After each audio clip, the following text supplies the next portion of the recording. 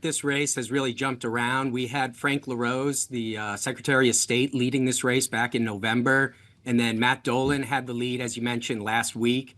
But Trump's rally this weekend seems to have given Moreno a bit of a bump in our polling coming into today with a 10-point lead now.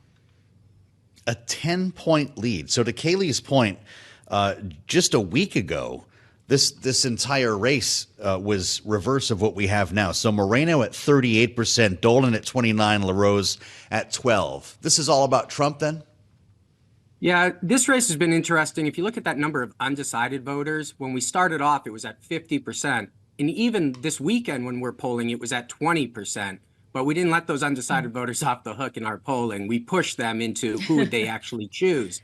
And that's where we see a bump for Dolan. So that 9-point, 10-point gap tightens to 4 to 5 points when we push these undecided voters, that 20%, suggesting that this race could tighten tomorrow on Election Day. So it'll be a very interesting day indeed. Are voters discriminating issue-wise between the different individuals here? Are voters who are likely to vote for Moreno prioritizing something over the others? Yeah, that's the immigration policy issues and economy. Those two break for Moreno. He's leading those voters. If you got into topics like education or healthcare, well, then Dolan is actually leading with like 70%. But the problem for Dolan is those issues are only top issues for about 4 or 5% of Republican primary voters. Immigration and the economy, they're combined for about 75% as the most important issue. So that gives Moreno a good position, at least on those two issues. We're talking with Spencer Kimball from Emerson College Polling. Of course, this is the primary to find out who's going to run against Senator Sherrod Brown.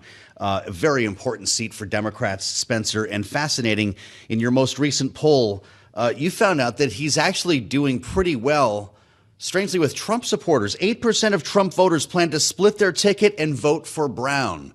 So what kind of a situation is he in? This was said to be the political fight of his life. Well, he's certainly in a dogfight. Depends on who gets the nomination. In our polling, he seems to run better against Moreno at this point than he does against Dolan in a general election. But what we're seeing in Ohio is very similar to what we're seeing in Arizona, Nevada, Montana, Pennsylvania, where Trump is leading against Biden, and yet all of these Democratic Senate candidates are leading their Republican challengers by 2 to 3 points, even in a state like Montana, where Trump is up by 15, 16 points. So we'll see if that ticket splitting survives, the fall. But that's what we're seeing at this time. Well, and Spencer, that's what's so interesting is because here in Washington, the entire conversation about the balance of the Senate seems to be centered on Ohio and Montana. Tester and Brown are seen as the most vulnerable Democrats. Is your polling suggesting that maybe they aren't actually as vulnerable as previously thought? Well, they're vulnerable, don't get me wrong, but they're not, they're not losing like Joe Manchin, who dropped out of the race in West Virginia because he was trailing in the polls by 13 points. They're not doing as well as Josh Hawley out of Missouri, who's leading by 10.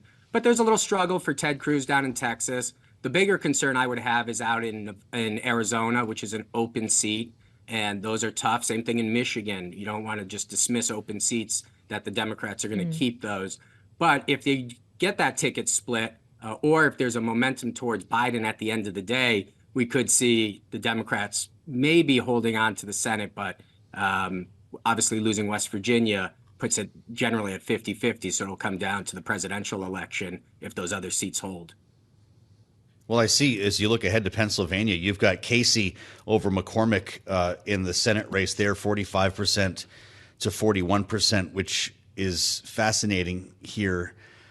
I don't know, when we consider some of the numbers you have on Joe Biden and Donald Trump, if we can just touch the hypothetical for a moment here as well, Spencer, in a state like Pennsylvania, Donald Trump 47, Joe Biden 43, that's supposed to be home turf for Joe Biden. That's so a Joe, lost what we're race seeing this cycle, that happens. To kind of explain what we're seeing in Pennsylvania, we're seeing it across the country, is 18 to 29-year-olds are voting more like 2000 or 2004 when John Kerry or Al Gore is the nominee, and not like when Barack Obama was the candidate. When Obama's the candidate, the youth vote breaks for the Democrats 2 to 1, and they were able to carry that in 2016 with Clinton, and to the same extent with Biden in 2020. What the polling this year is showing is that youth vote is no longer breaking 2-1. It looks maybe by a 10-point lead, and that's what Kerry won the youth vote by in 2004. And in some polls, it's split, and that's what Bush and Gore looked like in 2000. So this realignment of political ideology, particularly with the youth vote, is something that the Democrats are clearly concerned about. There's also just the question of the undecided voters, Spencer. In that poll that Joe was referencing in Pennsylvania, about 10% of voters said they were still undecided in the presidential contest. Do you actually believe that? And is it going to be a matter of undecided voters actually choosing a candidate, or whether undecided voters choose to vote? That's exactly it. Who comes out in this election? Remember, in 2020, we had a record turnout. It was during COVID. We had over 155 million people vote, 15 million more than in 2016. Is that 15 million going to come out again, or do they stay home? And where do they not break? And that's something that both parties are going to be working on. It's a state-by-state election here, but that's something that we're looking at too, as far as the enthusiasm gap that we have. And what's interesting is that while Biden might lack enthusiasm on the top of the ticket, these other Democratic candidates, like Sherrod Brown, as you mentioned, has more enthusiasm. So it's almost as if these down ballots might be able to carry Biden over the finish line in some of these states.